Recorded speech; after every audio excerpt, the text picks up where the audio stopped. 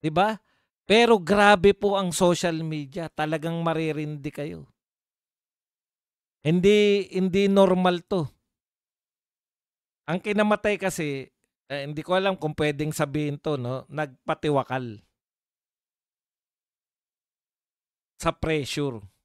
Pero ang malupit kasi dito, eto'y sinasamantala na naman ng media na idamay na naman tayo katulad nito, Eman Atienza, ito po ang, headline nitong, Bandera na Tagalog, Diaryong Tagalog ng Inquirer.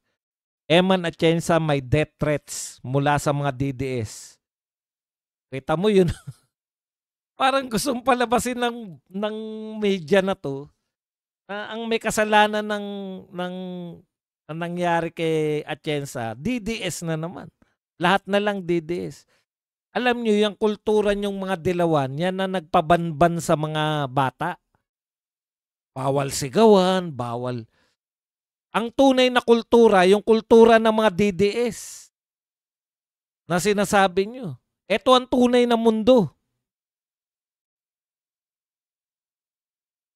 Pag bobo kayo, sasabihin namin bobo kayo.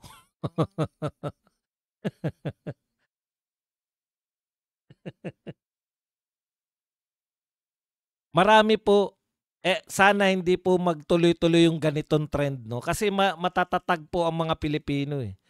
Ako sa tingin ko, puwede rin naman yung ano, puwede kasi hindi po problema 'yan. Ang dami ko pong alam niyo ba yung problema, isa sa problema nito ni Atienza?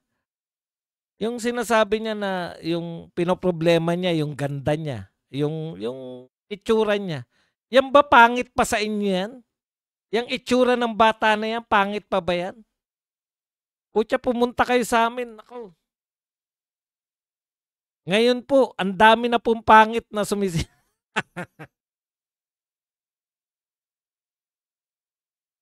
Nag-iipon nga. Alam niyo tuwang-tuwa po ako sa mga hindi hindi hindi mga kagandahan na ginagamit po nila yung mga ano nila, yung pagmumukha nila, ilan na po ang pangit na sumikat. O yan, 'di ba sino yung sikat na pangit, si pangalan nun, yung magaling sumayaw, yung lamok-lamok, anong pangalan nun, si at least 'pag may talent ka na pangit ka, sisikat ka.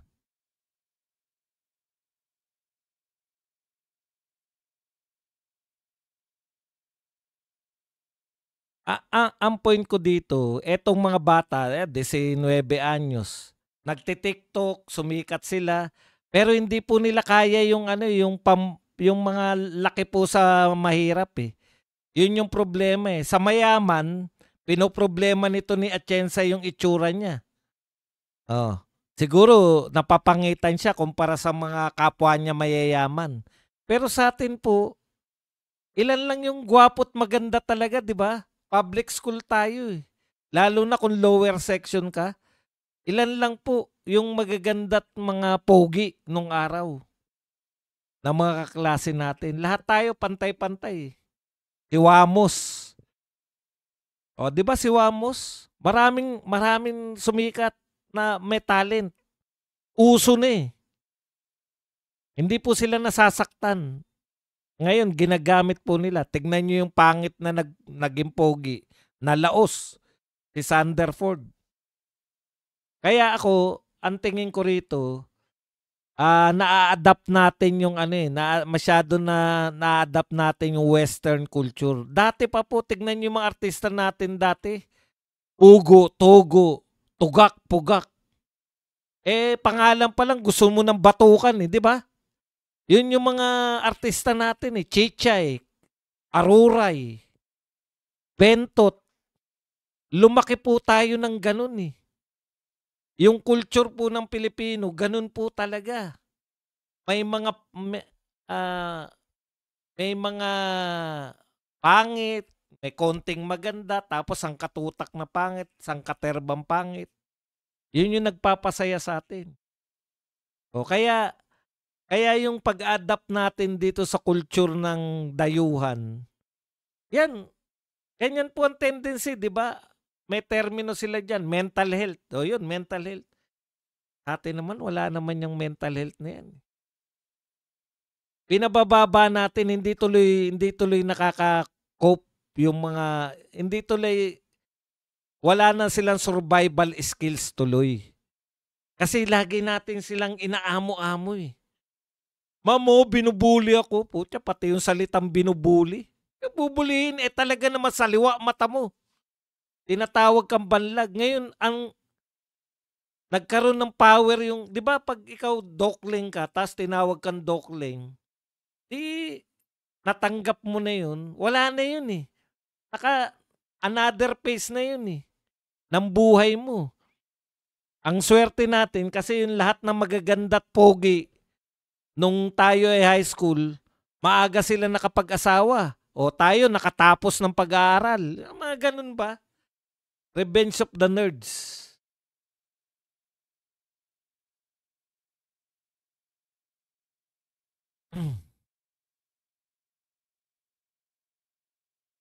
Yang mga mental health, hindi po uso sa atin yan, eh. 'Di ba? Yung dini-deny natin yung sarili natin sa katotohanan. Pagde-deny po yan, halimbawa abnormal. Ay, kapatid mo ba yung abnormal na yan? Oo, kapatid ko yan, eh. Uwi ka na nga ron. Huwag kang pakalat-kalat dito. Pati yung abnormal natuturuan, eh. 'Di ba? Babatukan kita, uwi ka na ron. Punta ka na ron. Matulog ka na. May kapatid na abnormal. Kapatid mo yan, ba yung abnoy na yan? Oo, kapatid. Uwi ka na, uwi. Concern yun. Concern yung kapatid. Pinatukan niya na, pinauwi. Concern siya kasi ayaw niya na pinaglalaroan ng mga ng mga kalaro niya yung kapatid. 'Di ba concern yun, eh. Kaya niya binatukan para umuwi. Kita mo yung mga abnormal no, mga abnoy no, naroon lang, nanonood lang sa ano, 'di ba? Nanonood lang sila. Eh putya yung mga iba lang tinawag, eh. Ay ano yan, special child, eh. Ang dalas ko nakakita lalo na sa BGC.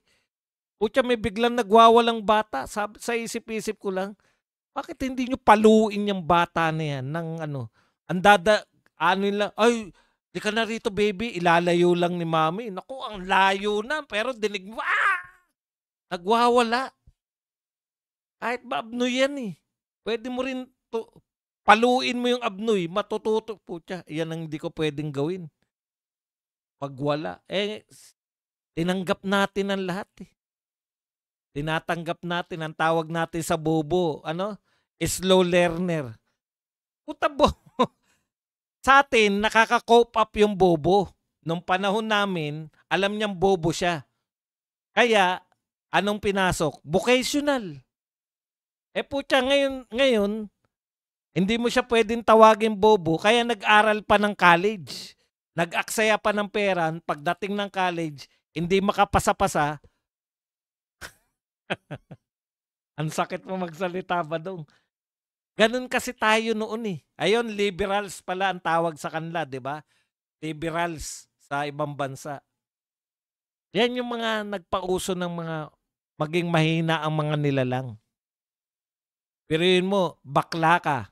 Iihi ka sa mga babae dahil gagayahin mo yung sa US, eh.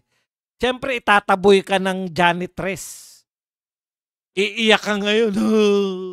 Sa social media, hindi ako pinapasok. Anong diskriminasyon? Diskriminasyon? May lawit ka, eh. Ihi ka sa babae, eh, may lawit ka. Tapos sasabihin mo, diskriminasyon? Gawin mo sa SM yan. Wag doon sa mga class na mga CR. Sa SM mo gawin yan. Yung maraming nakapila doon, yung maraming naghihintay na boyfriend at asawa. Pumasok ka, doon ka pumasok sa SM. Sa CR ng babae. Lalaki ka, ipagpilitan mo. Ewan ko kung hindi ka mabugbog doon. Papasok sa mga social na CR. Putya, si CR ako, eh. Kawawa naman ako. Yan yung mga pinauso sa atin. Hindi ko po sinisisi, no? Tinitignan ko po siya culturally. Hindi tayo yan, eh. Ang mga Pilipino, kumakain tayo ng aso, eh. Kumakain nga tayo ng aso lalambot pa ba tayo?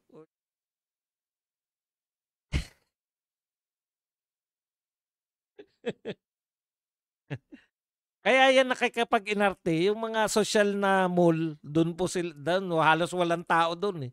Sila lang ng ano, eh, sila lang ng janitress dun. Yun yung sinasabi natin na nagpapauso kayo ng kultura na hindi bagay sa mga Pilipino. Pero sa totoo lang etong, social media, tama yan, eh. Eto talaga naniniwala ako diyan na social media pressure. Grabe po, grabe. Kung kayo po mahina-hina po loob niyo, eto punta kayo sa Facebook ko. Yung, Badong Aratilis, ano ba yung Facebook ko? Badong Aratilis, TV yata. Badong Aratilis. Grabe dun. Wala nang ginawa ang mga tao ron kundi banata. Eto na naman 'tong matandang Badong, "Badong magkano kinita mo?" Hindi mo na lang sasagutin, eh. Minsan mawawala ka sa hulog, eh. Taga-ano meron lang po akong taga-post. Yun lang si Weng, yun ang trabaho niya, taga-post sa Facebook. Hindi ko na pero minsan 'pag binabasa ko, putya kawawa talaga. Paano kaya kung bata yung nagbabasa, talagang maririndi. Oh, ako nga ang tanda ko na sa mundo, eh. Nalagpasan ko na 'yan. Ang mga tawag sa'kin nun dahil yung, nakitaan ako ng kaklase ko ng tutuli, naging luga na ako. Lu luga ang tawag sa'yo, putang paano ka manliligaw